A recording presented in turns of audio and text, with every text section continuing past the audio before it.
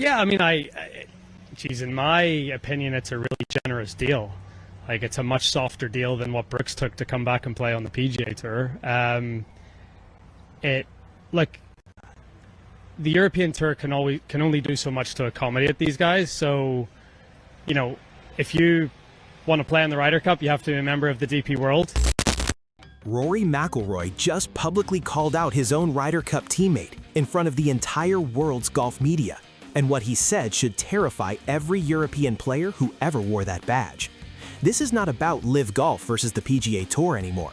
This is about Europe's moral identity as a Ryder Cup team, the one thing that has separated them from America for a decade, and whether that identity just cracked wide open. McIlroy stood in a press conference in Dubai, looked at reporters, and issued a challenge to two men who fought alongside him in Rome and at Bethpage. The Americans were paid $500,000 each to play in the Ryder Cup. Europe's players said they would pay to play. McIlroy pointed at the two men who could prove it. One answered the call, the other refused, for $3 million. Honestly, I think what McIlroy did in that Dubai press conference was the most courageous and most dangerous thing he has said in his career. Courageous because he was right. Dangerous because it may have cost Europe its best player for Adair Manor 2027. Was Rory right to say it in public, or did he damage his own team to win an argument? Drop it in the comments right now. And if you want the full inside story on what Rahm said back and why the LIV collapse changes everything, subscribe, because this story has a twist nobody saw coming. Let's build the full picture, because the timeline here matters more than any single quote. September 2025, the Ryder Cup at Bethpage Black. Europe wins. McIlroy magnificent. Rahm is magnificent, paired with Tyrrell Hatton in foursomes, winning his matches, lifting the trophy. The photo goes around the world. Three men who faced different choices when LIV Golf launched, all standing together on American soil, having just beaten the first Ryder Cup team in the event's 98-year history to receive a paycheck for competing. Europe's narrative was clean and powerful. The Americans took the money. Europe plays for the badge. Except, two members of Europe's winning team had £2.5 million in outstanding fines with the DPWT sitting in a file somewhere, covered by an appeal that had been lingering since 2024. Rahm and Hatton had both joined LIV. Both had been fined for playing conflicting events without releases. Both had appealed those sanctions, and the appeal had kept them eligible for the Ryder Cup at Bethpage. In February 2026, the DPWT moved. They offered 8 LIV players a conditional release deal. Pay your fines, commit to 6 events per season, including 2 of the tour's choosing, drop your appeal, retain your membership, keep your Ryder Cup eligibility. 8 players signed. Tyrrell Hatton signed.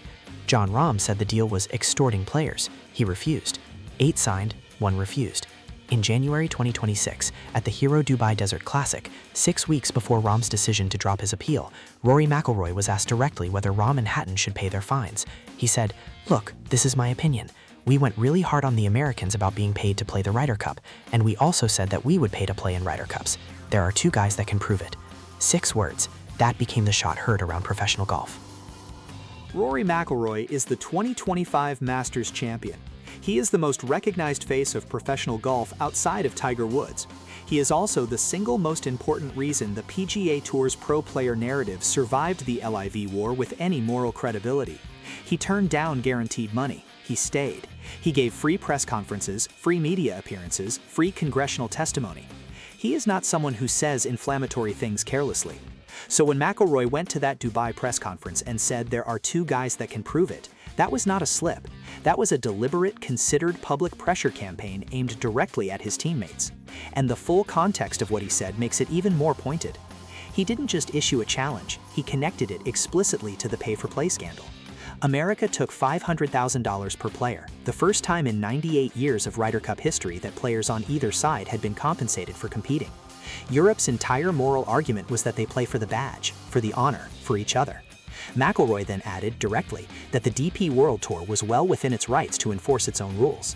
He said the deal offered to the LIV players was a much softer deal than what Brooks Koepka had to accept to return to the PGA Tour. He said 8 of 9 players took it because they knew it was generous. And then he said, "One guy thinks a little differently, and that's a shame. You played in 4 Ryder Cups alongside this man. You stood in the same team room. You played the same foursome pairings. You carried the same European badge. And while you were doing that, at Bethpage in New York, a $3 million bill with your name on it was sitting in a DP World Tour office. Your appeal kept you in the room. Rory McIlroy's loyalty kept the room together. And now, a year after the trophy photo, you are calling the deal you were offered extortion. Rory McIlroy said exactly what needed to be said. The problem is that the man he said it about chose to make it public, and that is when the situation stopped being an internal disagreement and became a rupture. Was McIlroy right to challenge Rahm publicly in a press conference, or should that conversation have happened in the locker room first?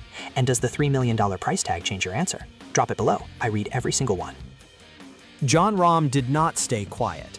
When a reporter brought McIlroy's name up at a press conference in South Africa, at the LIV event Rahm was competing in, while the fines were still unpaid, Rahm responded. He pushed back on McIlroy's South Africa comment. He released a video with a South African journalist expressing enthusiasm for the event. And LIV star Dean Burmester, a South African, made it very clear in his own press conference that defending McIlroy in that room was not a great idea. Rahm's actual argument on the fines was specific. He said the DPWT was asking for 6 events, including 2 they dictated, above the 4-event minimum membership requirement. He called it extortion. He said he would settle at 4 events. They would not move. And here is what Rahm said at the Masters press conference in April, when asked about his Ryder Cup future. "I'm very confident I'll be able to work it out." He said that while he still had not paid a single penny. Now here is the part nobody is talking about. In May 2026, just weeks after all of this played out, the Saudi Arabia Public Investment Fund announced it would be cutting its funding to LIV Golf at the conclusion of the 2026 season. LIV had burned through an estimated $100 million a month since its inception. The total spend since launch in 2021 is believed to be around $6 billion. The PIF said the investment was no longer consistent with its strategy. LIV Golf hired restructuring consultants. Board members left. The league's future became genuinely uncertain. The PGA Tour outlasted LIV Golf's war chest. It survived a sovereign wealth fund pouring billions specifically to destroy it. And it did so because players like Rory McIlroy held the moral line, publicly, repeatedly, at personal financial cost. The entire argument for staying on the PGA Tour and the DPWT was that the right side would eventually win. And now LIV's funding is being pulled. Rahm backs $3 million worth of unpaid fines on a future that is now restructuring itself out of existence. Here is the question nobody will answer on the record. If LIV Golf collapses or fundamentally changes its model, what exactly did Jon Rahm's $3 million standoff with the DP World Tour actually protect? Here is the part that complicates the clean narrative, and I want to give Rahm this because he deserves it. At the Masters in April 2026, Rahm did not come out swinging. He came out measured. He said he was confident he could work out a deal. He said he had always wanted to play in the Ryder Cup. He said his enthusiasm for representing Europe had not changed. He talked about Adair Manor, about the significance of playing in Ireland, about what the competition meant to him. And then in May, a month later, he paid his fines. The DP World Tour confirmed the deal. Rahm paid all outstanding fines. He accepted conditional releases for the remainder of the 2026 season. He regained his membership. He is now eligible to qualify for the 2027 Ryder Cup at Adair Manor. McIlroy said he welcomed the resolution. The public war ended. But here is why even the resolution cannot fully close this. Rahm and McIlroy will stand on that first tee together at Adair Manor if both make the team. The trophy photo will be taken. The handshakes will happen. The badges will be put on. And somewhere in the back of every locker room conversation will be the knowledge that for 3 months, from February to May 2026, the single most important match player in Europe's Ryder Cup arsenal chose $3 million over the badge. Now that Rahm paid and is eligible again, do you trust him fully as a Ryder Cup teammate? Or has the locker room dynamic permanently changed? And does McIlroy's public challenge look better or worse in hindsight? Drop it in the comments. Here is the specific moment that will define everything. The 2027 Ryder Cup is at Adair Manor, County Limerick, Ireland. That is not just a golf course for Rory McIlroy. That is the one Ryder Cup he has spent his entire career waiting for, a home Ryder Cup on the island of Ireland, on European soil, in front of a crowd that will treat it as a national event. McIlroy has never played in a Ryder Cup in Ireland. He is 37. This may be his last realistic chance.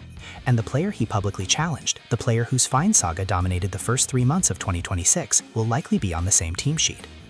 The Ryder Cup record between these two men at Bethpage was extraordinary. Rahm went 3-1-0 as an individual player. McIlroy went 4-0-0. Together in the same team room, they are probably the 2 most important players Europe has had in a generation. The last time Europe faced a home Ryder Cup, they lost. They lost at Wentworth in 2023 under a cloud of player defections and team chemistry problems.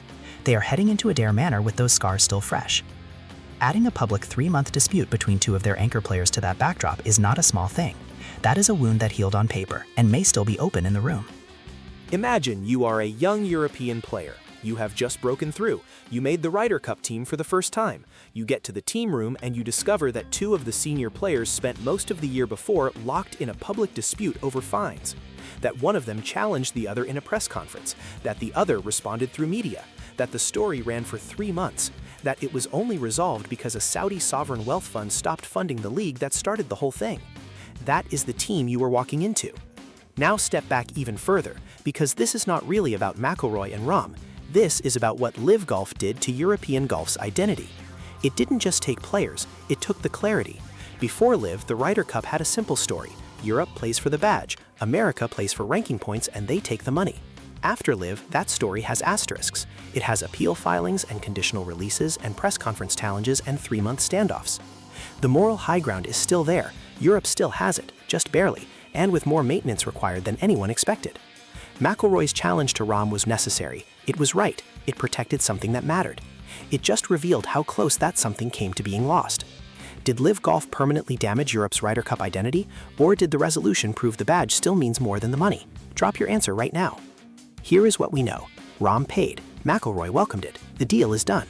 Here is what we don't know. What the locker room at Adair Manor will actually feel like when those two men walk in together for the first time since this played out. Whether Captain Luke Donald can manage the dynamic. Whether the team that lifted the Bethpage Trophy can rebuild the trust that a 3-month public dispute between its two best players quietly eroded. The Ryder Cup at Adair Manor is 15 months away. Qualification has barely started. There will be a moment, a team announcement, a press conference, a pairing sheet, where Rory McIlroy's name and Jon Rahm's name appear on the same line. That moment is going to tell us everything. If you want the inside story when it arrives, subscribe.